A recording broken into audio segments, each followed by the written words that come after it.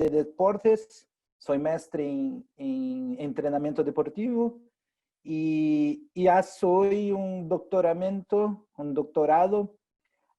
na área específica de liderazgo em futebol, no contexto de futebol. Então, eu vou apresentar uma visão prática deste processo todo, como eu utilizei o software, né, para os outputs, né, são mais importantes para nossa investigação. Bem-vindo a todos e peço perdão já de início por meu espanhol não ser muito bueno, porque sou de Brasil e hoje estou vivendo em Portugal. Vamos lá, dando sequência. Mi tese de doutorado tem como objetivo general fazer uma análise do impacto dos programas nacionais de formação de treinadores, né, nos seus skills dentro do futebol. Por quê?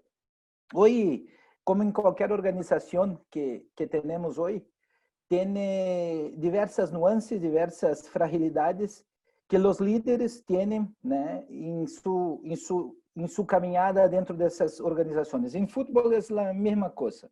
Tem dificuldades, tem processos que vão ganhando e crescendo durante seu tempo de casa, seu tempo dentro da organização. E aqui temos dois grandes exemplos de treinadores de sucesso, que é o Klopp e Guardiola muito conhecido por todos os espanhóis, né? Iniciou sua carreira em Barcelona e por aí vai. Para fazer essa tese, nós dividimos em 5 estudos. O primeiro estudo é uma revisão sistemática de literatura, da qual eu vou falar mais tempo, né, que é onde concentrou mais análise, os outputs de software em vivo, né, que tem mais outputs para os estudos que viriam posteriormente, ok? Vale? Nessa abordagem de caso prático da revisão sistemática, nós temos um foco principal do estudo que é dentro dos stakeholders, né? Do futebol. O futebol tem seus stakeholders internos e externos. Nesta investigação específica, nós tratamos como externos a prensa, os veículos de comunicações, os fãs, os aficionados, as associações, as confederações de futebol, e como contexto interno, no contexto interno de stakeholder interno, olá, sejam bem-vindos. No contexto interno, nós definimos como os jogadores, que são uma das partes mais importantes da investigação, e principalmente os treinadores. Como terceiro stakeholder interno, nós temos o clube. O clube também porque tem todo um processo interno de gestão que necessita, sim, estar em las três partes pensando e andando em comum acordo para que os resultados e desempenho, rendimento aconteçam. Okay? Os objetivos da revisão sistemática que nós fizemos, a primeira parte era identificar o estado da arte, né, durante a investigação desenvolvida nos últimos anos, dentro da liderança, dentro do liderazgo do futebol. Ou seja, nós fizemos algumas limitações de estudos para entrar dentro desses objetivos, que eram principalmente que tinham sido estudos em inglês, na língua inglesa, e também que tivessem, ou eram artigos ou revisões, estudos, reviews, ok? E aí, dentro desse contexto do futebol, analisar as partes interessadas, que são os stakeholders, né, os internos e os externos, dentro dessas variáveis. E o segundo objetivo, que também é um objetivo muito importante, era identificar os enfoques que estão sendo, que os estudos de liderazgo pelos grupos temáticos. Por quê? Mais adelante eu vou apresentar para vocês a diferença de uma investigação um pouco mais dedutiva, uma análise de conteúdo mais indutiva, mais dedutiva, ou uma abordagem mais mista. Mas, por enquanto, vamos ficar assim, com os enfoques de que está sendo utilizado nas investigações. E, principalmente, descobrir as pistas, né, que futuros trabalhos de investigação nos apresentaram durante o decorrer do trabalho. Bueno, para iniciar um trabalho forte de revisão sistemática, há que escolher um protocolo. Nós, por via de regra, porque nos trouxe mais solidez neste ponto, resolvemos nós utilizar o protocolo Prisma, muito conhecido por todos, trouxe solidez nos dados, temos lá principalmente na parte de investigação inicial dentro da base de dados, como em Web of Science e Scopus, eram duas bases de dados que para o deporto, para o liderazgo com tema dentro de futebol é muito forte. Então, nós decidimos que utilizaríamos as duas bases de dados. Então, temos lá numa fase inicial, Web of Science, 160 artigos entre reviews e artigos, e Scopus 195, totalizando um total de 355. E na parte de seleção, após removidos os duplicados, ficamos com 231 artigos. Quando iniciei a utilizar o software Anyview, que faz há mais ou menos 8 meses, também estou aprendendo e há uma série de coisas que podemos que o software podem nos dar como outputs. E realmente, no início da revisão sistemática, eu fiz toda a parte manualmente. Pero depois que encontrei a Anyview, tudo ficou mais fácil, tudo é mais facilitado. E dentro deste contexto todo de los estudos que resultaram em 51 estudos, chegamos com dados, com artigos e reviews muito sólidas e muito fortes, que nos deram o primeiro output, que esse aqui, se vocês verem aqui, é um output direto de software Anyview, ok? E o que eu peguei de output? Botei todos os artigos, criei um arquivo em software, coloquei todos os artigos dentro dessa pasta de arquivos e botei a rodar o software.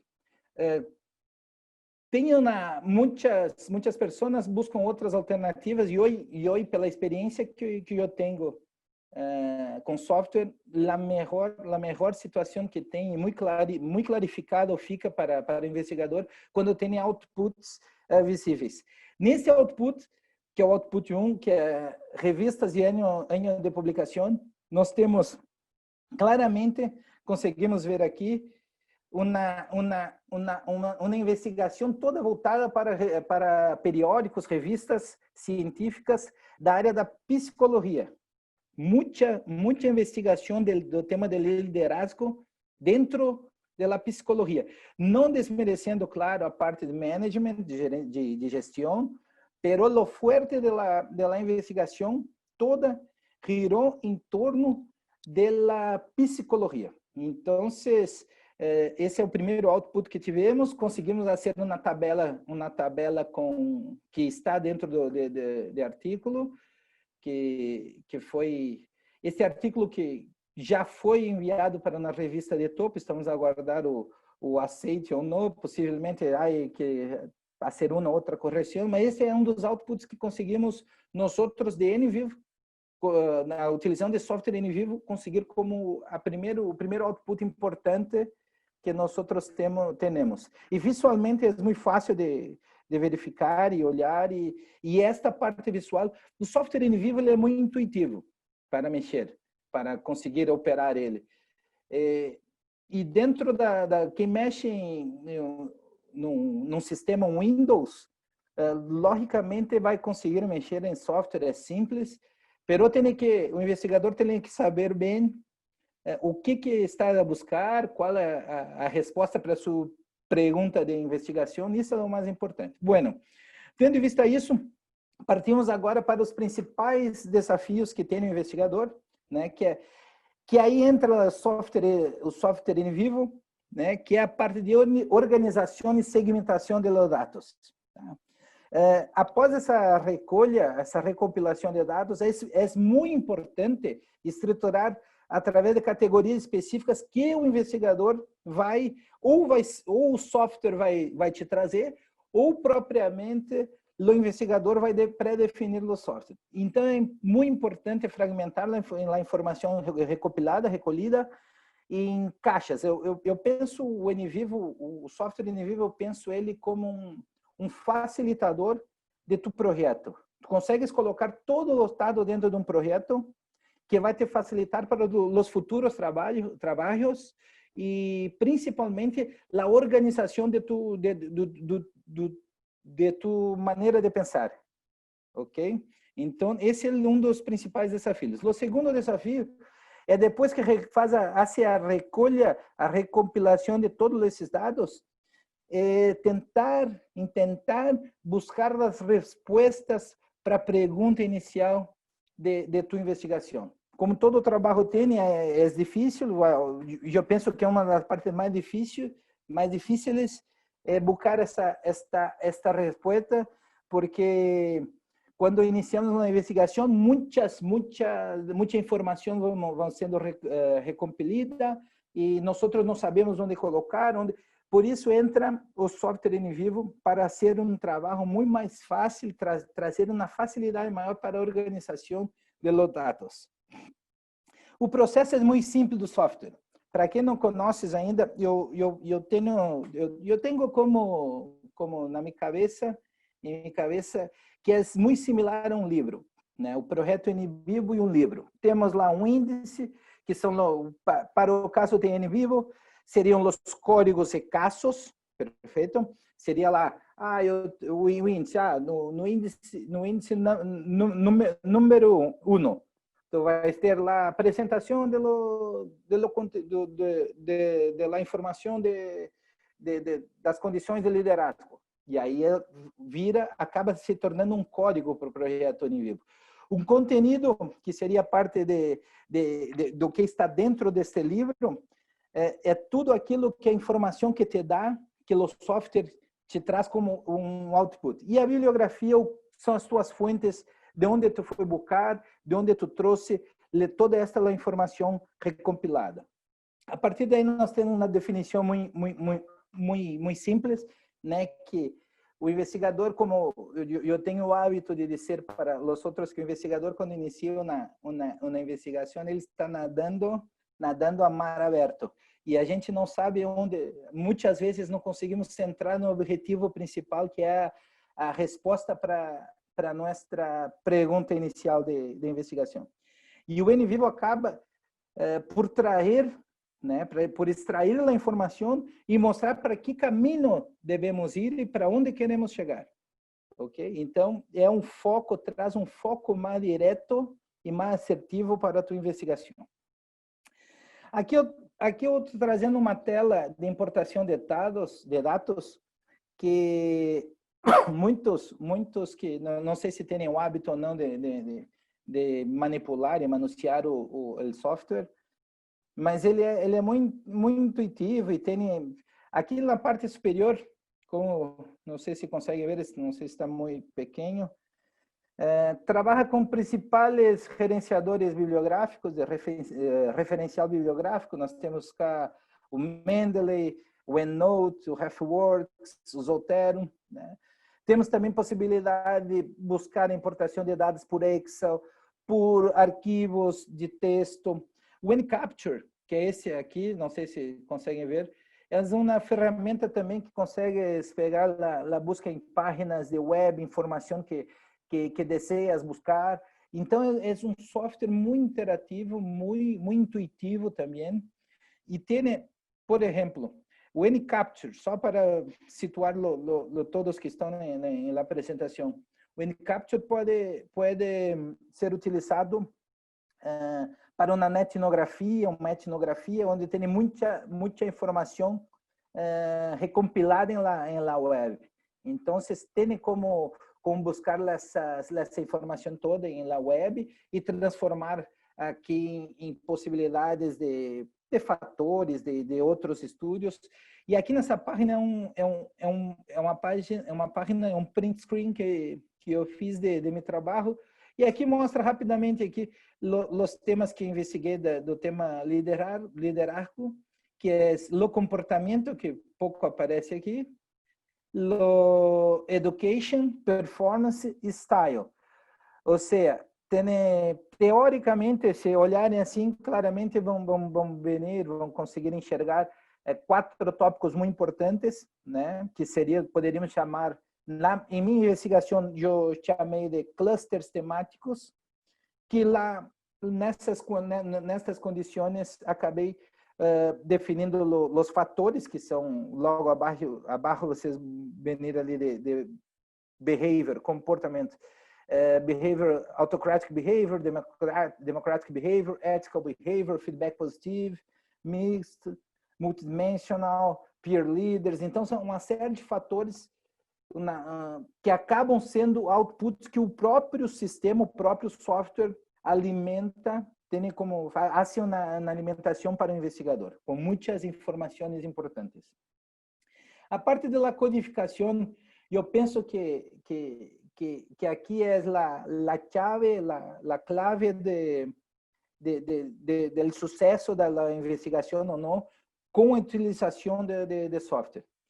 Então, como ponto de partida para esse processo de codificação e análise dessas fontes, podemos sim criar uma estrutura de pré-codificação baseada na literatura e nas ideias do projeto. Ou seja, esse é um processo dedutivo, onde tens já um conhecimento da área que queres pesquisar, investigar, e consegues, dentro deste processo, criar já situações que se encaixem naquilo que o investigador está a buscar, ok?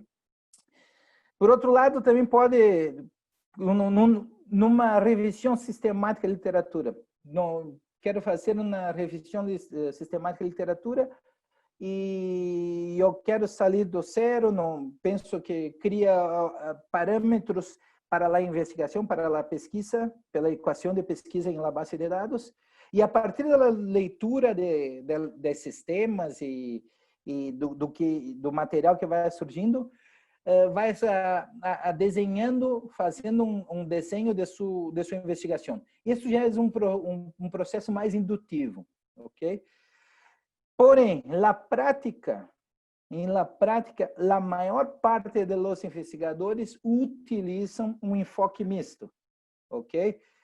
Por exemplo, para a criação de clusters, o investigador já tem um conhecimento e já pensa como ele quer fazer sua investigação e começa a preencher os campos e, ok, essa é a parte dedutiva.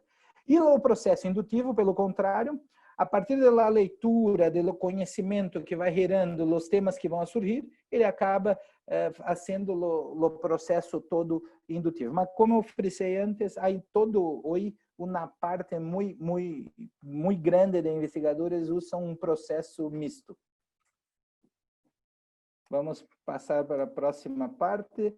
Aqui nós temos um output, que é o output 2, nuvem de palavras.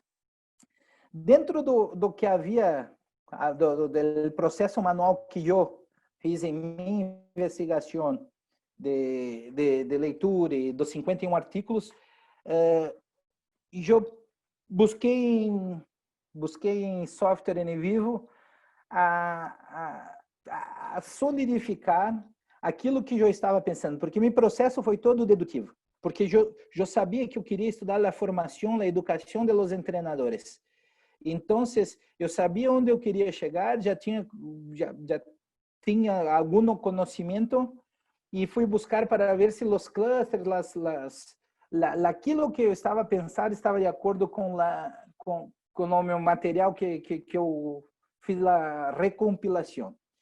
Dentro deste material surgiu, dentro dessa nuvem de palavras, como vosotros podem ver, enxergar, aí, como não poderia ser diferente, a leadership, que é a palavra que mais é buscada, que tem a maior frequência. Performance,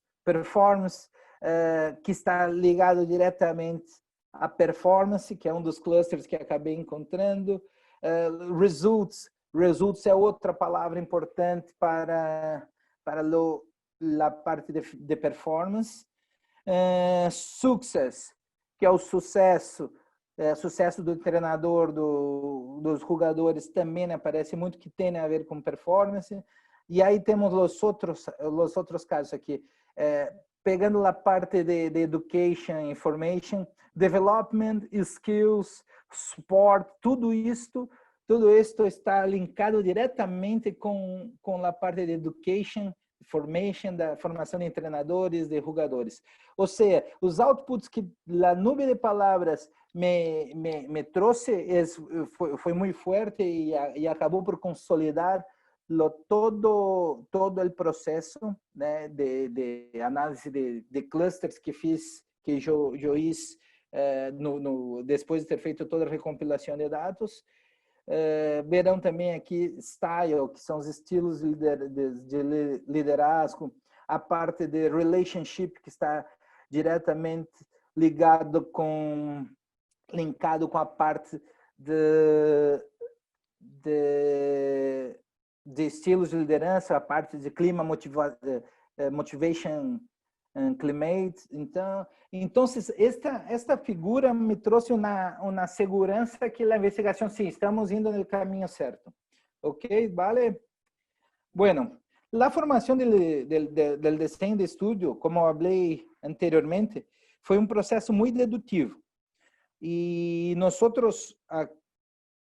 cá em Portugal, temos, como vocês podem ver aqui, a leadership, e eu criei os clusters Behavior, Style, Performance e Education, sendo que Education está muito parecida, uma similitud muito grande com a parte de formation, formação de treinadores, formação de jogadores. E dentro disto, criei também os stakeholders internos e externos, e através de um mapa mental, o Mental Mind, eu consegui desenhar o Mental Mind dentro do software em vivo, e a partir desse mapa mental, do Mental Mind, eu acabei criando diretamente os códigos. Eu não fiz um processo manual de vir ao software e buscar aqui. Não vim ao software e criar, vou criar um nó. Criei um nó behavior. E aí dentro do behavior eu botei stakeholder interno e externo. Não, eu fiz um desenho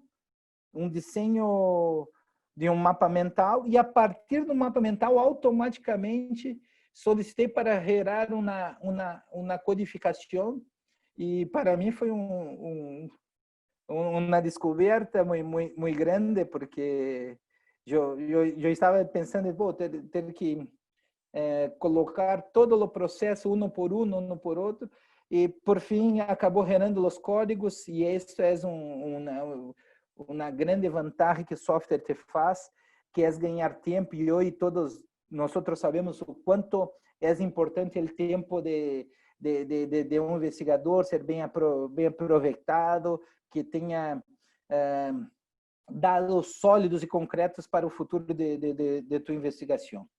Então, esse é o desenho que eu fiz do mapa mental.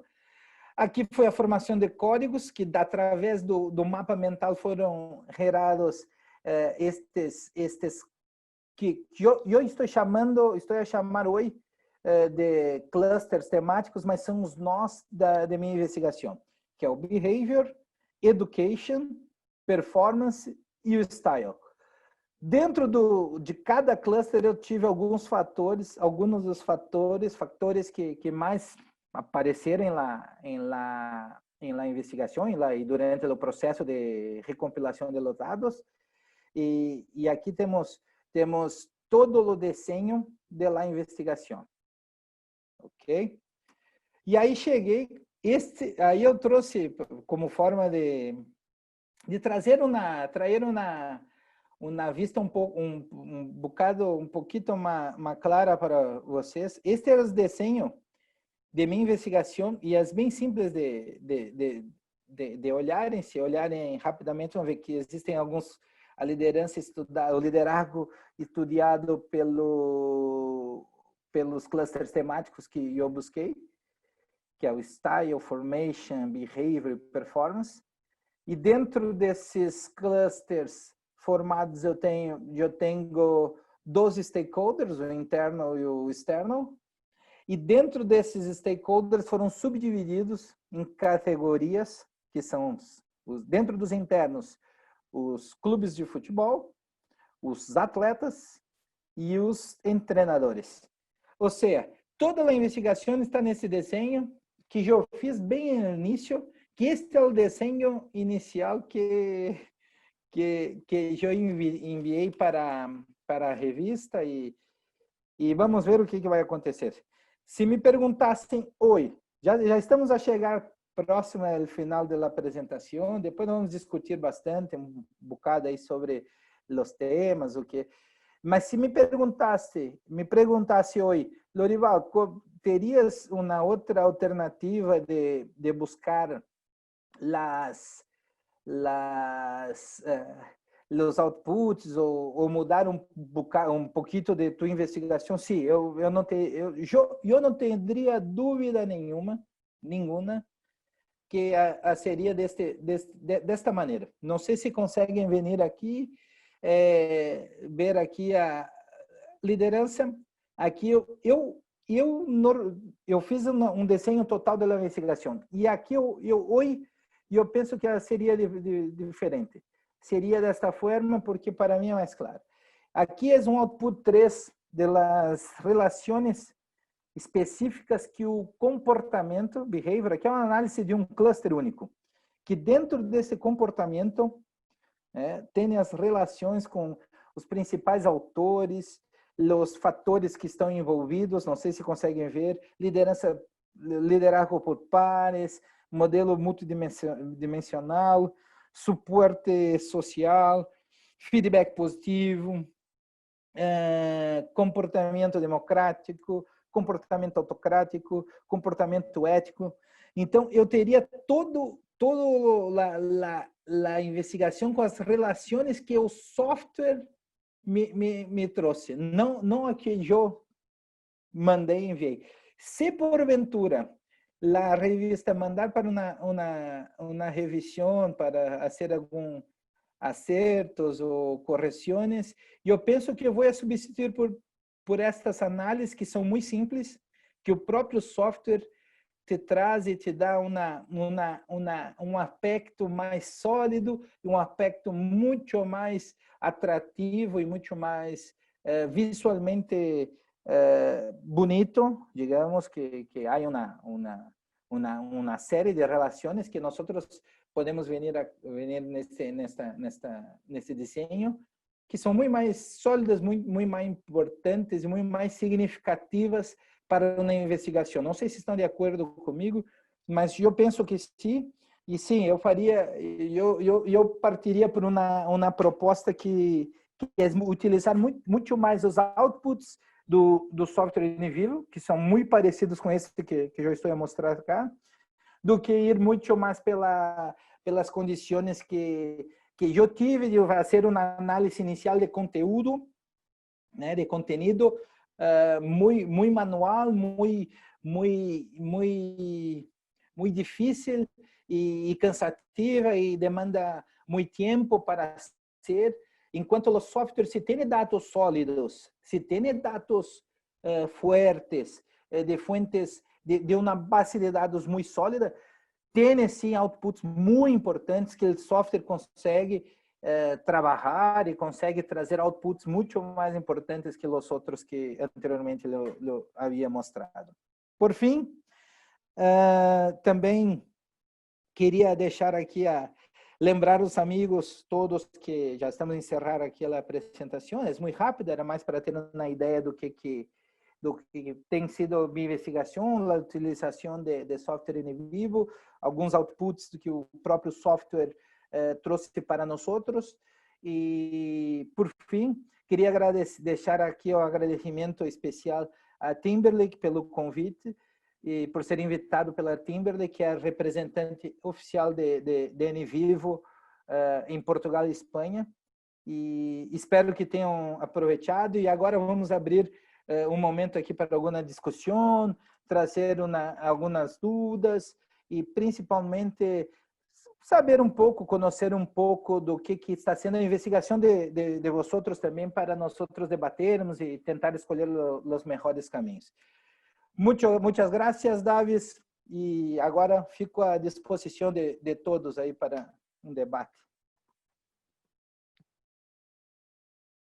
Bueno, muchas gracias, Lorival, por la presentación. Encontramos que fue precisa, concisa, bien presentada, bien analizada, bien organizada en toda la presentación. Muchas gracias por eso. Peço perdão por meu espanhol ser mais portunhol do que espanhol propriamente. No, fue perfecto. Yo espero. Vamos a ver ahora las respuestas que digan los asistentes más. Creemos que fue perfecto. Se comprendió todo lo que querías decir con respecto a la presentación, Lorival. Perfecto. Aquí tenemos de Adriana Lucia Valdés, que dice lo siguiente. Buen día.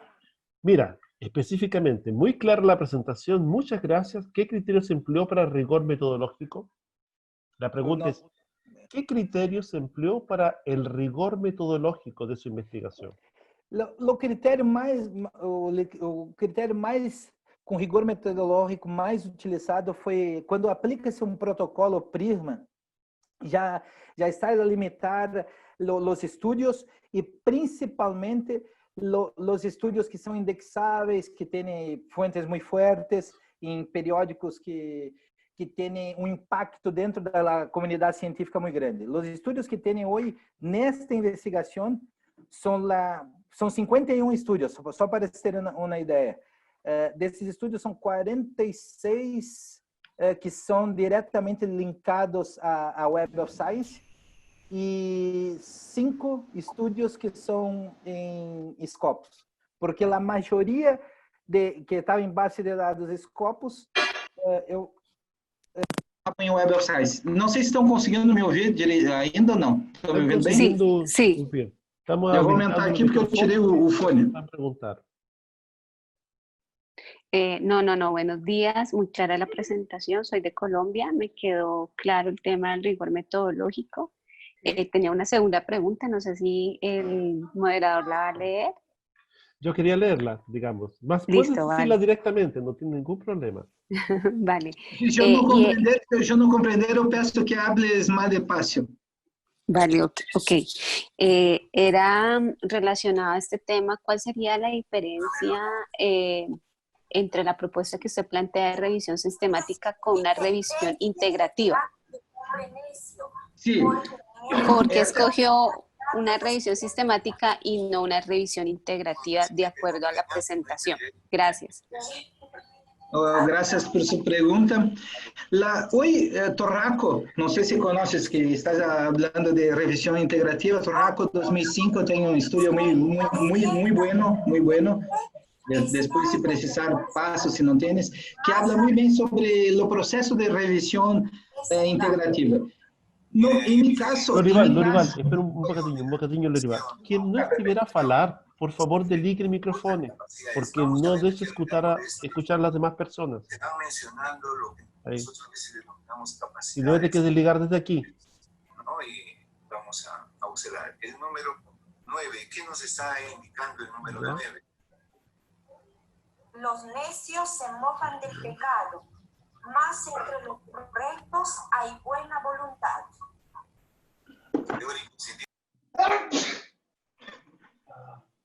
Ya, Lorival, ahora sí, ya lo descubrí.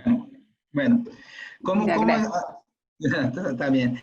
Como había hablado anteriormente, Torraco 2005 tiene un estudio muy bueno sobre la revisión integrativa y en ese estudio él deja abierto la posibilidad, cuando haces una revisión sistemática de literatura, poder agregar estudios, porque de ahí ela sale de uma revisão sistemática para um processo de revisão integrativa. Porém, em meu estudo, como eu fiz esse estudo, ele nasceu em 2019, e eu peguei todos os estudos hasta dezembro de 2019, era a data, o deadline, digamos assim, o máximo, né, que eu poderia pegar, e a partir de março, a partir de janeiro, já não peguei, não coloquei mais nenhum artigo. Essa revisão foi enviada em junho, agora, há um mês atrás, porém, há uma, como se diz em espanhol, há um espaço de tempo que eu poderia ter, e compreendo a pergunta, poderia sim ter acrescentado alguns estudos, sim, para essa revisão sistemática, porém há um grande problema. Se acrescento o estudo, porque eu, como estou cadastrado em la base de dados Web of Science em Scopus, eu vou recebendo os artigos que vão diretamente ao estudo que eu estou desenvolvendo. Então, tendria sim, para uma atualização maior, poderia mudar até, eu penso, não tenho certeza, mas eu penso que poderia mudar até o número de revisão sistemática por ter integrado esses estudos hasta, penso, digamos, nosotros hasta abril, maio, que há estudos que surgiram nesse período, porém teria que mudar, deixaria de ser uma revisão sistemática, e a parte do rigor metodológico já, eu penso que não seria tão grande. Por isso que, nessa investigação específica, nós optamos por parar em dezembro de 2019 e deixar como uma revisão sistemática. Vale, muchas gracias. No, por nada. Lorival, tenemos una pregunta de María Lojo, ¿ya? Que Sí. agradece la presentación, gustó mucho tu presentación. Oh, Quisiera gracias. saber la creación de la nube de palabras. ¿Qué criterios siguió el programa? ¿A través de la frecuencia de aparición de las palabras? ¿Cómo el programa actuó frente a esto? El software, muito boa pergunta. O software tem alguns outputs, de ellos é a nube de palavras. Eu, em minha investigação, minha tela está compartilhada ainda ou não? Ainda está compartilhada. Deixa eu pensar aqui, que eu estou com o em vivo aberto. Deixa eu pensar aqui se eu tenho aqui. Vou dar um exemplo simples aqui. Se pegarmos simplesmente, não sei se estão vendo eu fazer o... Nada. ¿No? Tienes que desligar o compartir, disculpa, ya en español. Tienes que quitar compartir pantalla y volver a compartir. Deixa eu ver, peraí. Não estou conseguindo, mas não é problema, vou explicar. Quando hace uma nuvem de palavras, tienes que escolher a frequência das palavras, quantas vezes, quantos, como vocês chamam em Espanha, as letras, como as letras, número de letras. Em minha investigação, eu botei limite de 4 letras e na frequência de no mínimo,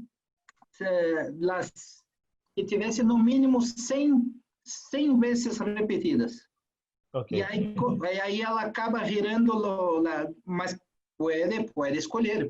Eu penso que quero 200 palavras, quero 50 palavras. Isso vai muito a critério do investigador, para onde quer chegar, para onde quer ir, porque há comportamento da própria nuvem, de acordo que com o número de palavras que vai a levar a investigação para determinado lado. Como eu digo, o software é uma ferramenta muito boa, muito ágil, porém, quem define todo o processo são os investigadores. Então, esse output é muito, muito, muito bueno para, eu penso, para a nuvem de palavras, serve, para mim, serve mais para nos dar uma apresentação total de se tua investigação está indo para o lado que queres, porque daqui a pouco um exemplo, estás a falar de avocado, porém te aparece ananás. Está em algum problema na conceptualização de tua investigação. Então, é um output muito importante, mas tem que ser muito bem utilizado, e sendo utilizado de uma forma correta, te traz outputs muito, muito importantes e condições para agilizar tu trabalho. Muchas gracias, Loriva, por la respuesta. ¿Sabes que tenemos otra pregunta de María Loja Grandes también? De María Angélica de Moura. Te felicita por tu presentación, ¿ya? Y pregunta que como investigador, ¿su problematización inicial fue atendida? ¿Tu problema inicial fue atendido o no? ¿Surgieron nuevas, aliadas? ¿Aparecieron otras preguntas? ¿Cómo diste solución a eso con el software? Sim, apareceram. Em parte, na maior parte, a minha questão inicial foi respondida. Pero apareceram algumas pistas importantes para futuras investigações que eu já estava a esperar. Pero quem está lendo não talvez demore um pouco para perceber, a ter uma percepção que vai chegar ali. Que quando iniciei o processo da problemática e para buscar as respostas, a mim havia muito claro que há um déficit de la formação, dentro da formação de treinadores com relativo aos skills de liderança, de liderazgo. Ou seja,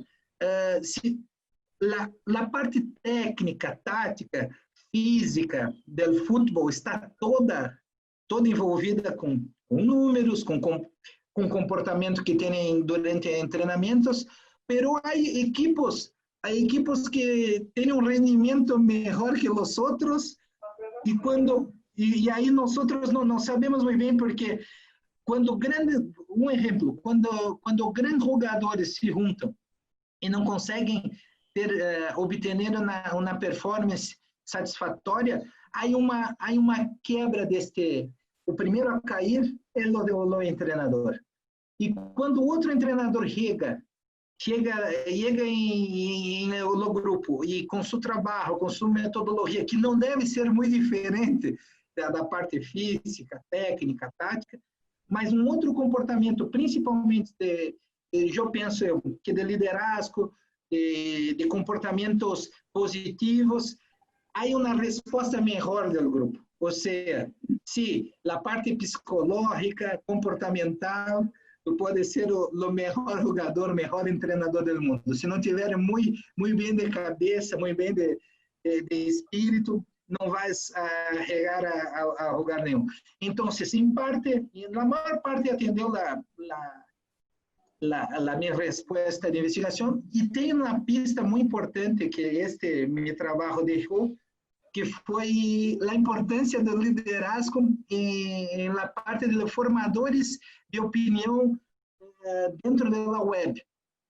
Ou seja, há muita gente que está que não são os grandes estudiosos do futebol, mas que gostam de futebol, mas que conseguem, não sei qual é a palavra, seguidores em sua página. Seguidores em sua página, está correto. Web. Por quê? Porque tem, assim, um caráter mais de liderazgo, mais de formadores de opiniões, e há que estudar mais também estas pessoas para saber o impacto que traz para o futebol. Essas pessoas são muito importantes hoje, porque formam a opinião da grande maioria de aficionados, da hinchada, que vão a futebol e vão com a cabeça já pronta, com o pensamento já formado. Então, que quando um treinador é malo, ele é malo já desde o início, não tem nem como mudar. Sim, graças por sua pergunta. No vamos a hablar de equipos de fútbol, sino vamos a comenzar a pelear aquí en este momento. Que mejor ahí. Mejor parar por ahí. Oye, más, hablando de ese tema, disculpa María Angélica, de Ángela Canuto, que es de Brasil, que estaba hablando en portugués, mas voy a hablar en español, ¿tá? Agradece por tu presentación y te dice una pregunta bien específica. ¿Cuál es la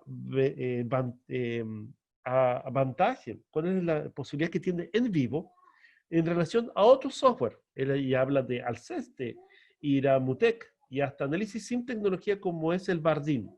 Entonces, Ángela quiere ver tu opinión con respecto a cómo posicionas a NVivo y cómo defiendes a NVivo frente a otro software. Los software, bom, para mí, las principales diferenciais, la diferencia del software es principalmente la realidad, la saída gráfica de los gráficos que tiene el software son más importantes, muy claros, muy limpios.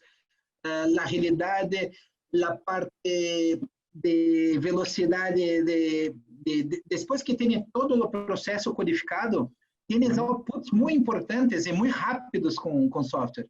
Então, eu penso que sim, que as saídas gráficas são muito lindas, muito boas, a parte principalmente de velocidade e realidade da informação, e, por fim, o fácil, por ser um software muito intuitivo, eu penso que não é um software extremamente difícil de se manusear, é simples, ágil e de forma intuitiva consegues outputs muito importantes para a tua investigação. Ok. Aquí tenemos una respuesta de María Angélica de Mora que dice que fue maravillosa esta nueva perspectiva que menciona Lorival. Agradece por eso. Y dice que como psicóloga ella utilizó NVivo en su tesis. También encuentra relevancia en otras cuestiones, en otras preguntas que vienen de la parte empírica para la práctica. La parte inductiva, sensible, como percepción, como observación del investigador. Te agradece por eso y gusta que te puedas explayar sobre ese tema. María Angélica de Moura. María Angélica, bom, a parte, como ela utilizou em toda a investigação de sua tese de doutorado, ela deve ter muito parecido como eu fiz. Eu criei todo o projeto da investigação dentro do software NVivo. Ou seja, toda a minha investigação está aqui, consigo os outputs muito rápidos, trazer a informação de estudos empíricos, com quantitativos, estudos quantitativos, rapidamente consegues transformar, buscar alguma parte teórica que está por trás, como pano de fundo, como, não sei se é pano de fundo que os espanhóis chamam, mas sim, é muito importante. O software é muito intuitivo, é muito fácil e é uma grande ferramenta hoje para realizar tu processo de investigação no todo. Desde a concepção de tu projeto hasta os outputs finais que o NVivo vai te trazer. Muchas gracias, Lorival. Lorival, ya estamos casi llegando al final del tiempo de presentación. Yo no tengo más preguntas aquí escritas. La idea sería si puedes dejar de compartir tu tela para ver las caras de todos, porque ahora podemos vernos las caras antes de cerrar sim, la sesión. Vamos conhecer aí todos que participaram e que deixaram aí meus agradecimentos também, graças por todos, pela paciência que tiveram para me escutar durante quase uma hora. ¿Ya? Vamos ver. Mira, estuvieron todos los participantes hasta el final, 37 personas, por lo tanto, sí, fue interesante, Lorival. Muchas gracias también por ser parte de este CIAIC 2020, estar con nosotros, ser parte de todo, participar en las actividades, estamos todos muy felices. Llegan muchos agradecimientos a tu presentación, Lorival. Porque